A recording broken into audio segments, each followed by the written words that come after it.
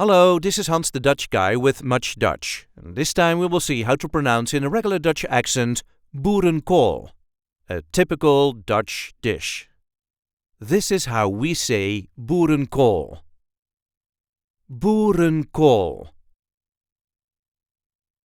Now you hear me pronounce the N in the middle of boerenkool. Normally we would not pronounce that one, so it will sound more like boerenkool.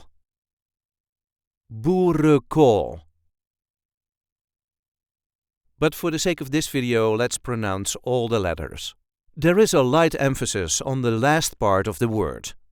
Boerenkool. Boerenkool.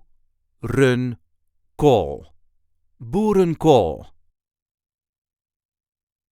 The ingredients of boerenkool are mashed potatoes, cooked kale, and a side of smoked sausage.